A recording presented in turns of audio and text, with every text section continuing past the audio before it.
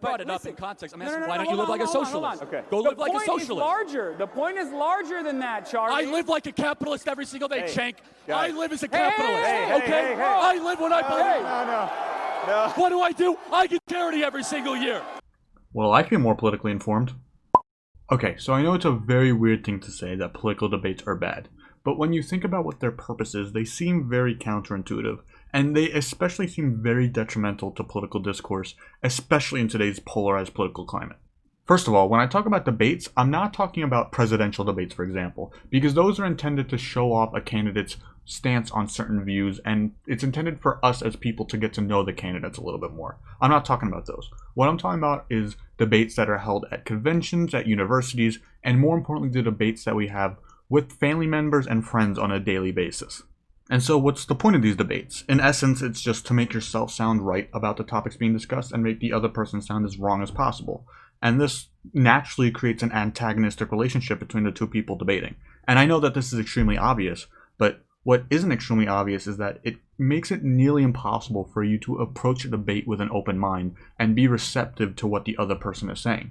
When you listen to the other person in a debate, you're not listening to hear the value in their argument. You're listening so you can create a counter argument which proves them wrong and makes them look wrong. Because if you ever admit that the other person is right or that the other person has brought up good points, you are essentially losing the debate. I mean, think about it. Have you ever been in a political debate or seen a political debate where someone has said the words, I'm wrong, you're right, I've changed my mind, I never thought of it that way? Of course not, because political debates don't lend itself to that. They more lend itself to Ben Shapiro destroying liberals. That's what debates are kind of made for. Okay, debates are not made for Ben Shapiro in particular to destroy liberals, but they are made so that people can prove each other wrong rather than listen to what each other are saying, which I think is a huge misstep for public discourse. For example, when you have two people on opposite ends of the political spectrum debating, this is what it looks like. This is the kind of deregulation that already caused the 2008 housing All right, market crash. I'm not going to get into you're not going to Fannie get and into Freddie the rating specifics when I know what agencies, the Federal Reserve lowering, Federal Reserve lowering interest rates. Hold on, what's Fannie and Freddie, genius? If Black America were a country, Brooke, it would be the 15th wealthiest country in the world. For crying out loud, this is not your grandfather's America. We ought not act like it is.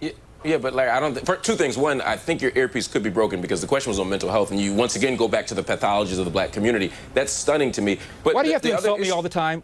Why can't you address what I said rather than insulting me? Why is that necessary? Can we have a discussion as two black men without insulting each other? Is that possible? Can we try and do that, please? We need guns because if you're refusing to protect and defend this nation with our borders, we as the American people have to have a means to protect ourselves because the government is not going to do it for us. And yes, I believe that's the Second Amendment.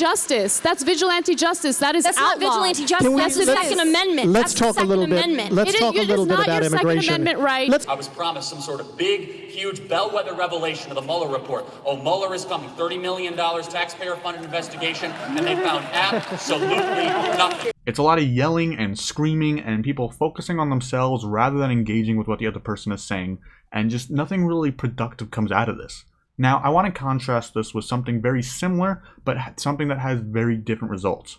It's the same, two people on opposite ends of the political spectrum, but instead of framing it as a debate, they framed it as a conversation.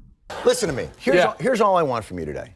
This is it. This is all we got to do in this conversation. Okay. I want you to admit that there is such a thing as white privilege. You have said, you stated this. Yeah. There is no, I don't believe that there's a thing called white privilege. There is not.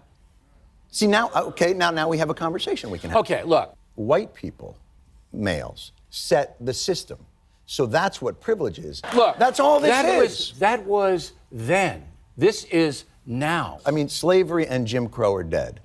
But the residual effects of that systemic subjugation exist today. America is now a place where if you work hard, get educated, and an honest person, you can succeed. That's what should be put out there. You are carrying, not all this other stuff. You are carrying more of a burden as a black person in this country than a white person in this country. Do you think your upbringing gave you values and ethics? Yes, it did. You lived where?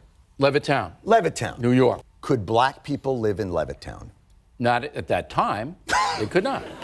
So that, my friend, is what we call in the business white privilege. Okay. But that's not what's happening here in contemporary society. Yes, it is. No, it's not. It is a reality. Exist to any extent where individuals are kept back because of their color or promoted because of their color.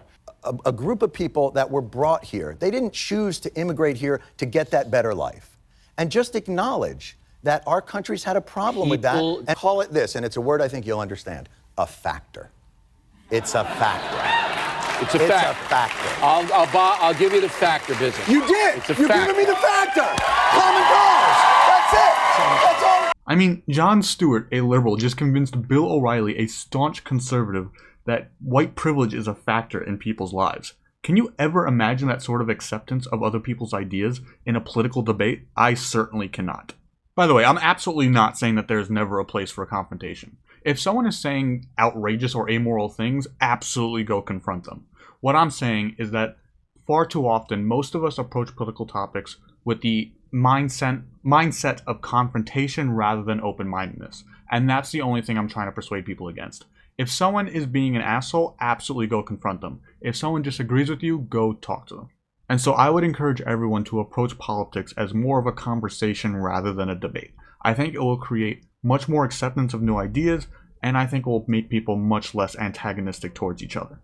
Anyways, please be sure to like and subscribe if you enjoyed the video, and as always, let me know what you thought about everything, about the conversation versus debate sort of argument I'm making. And that's about it. Thank you so much for watching. Please be safe and have a great day.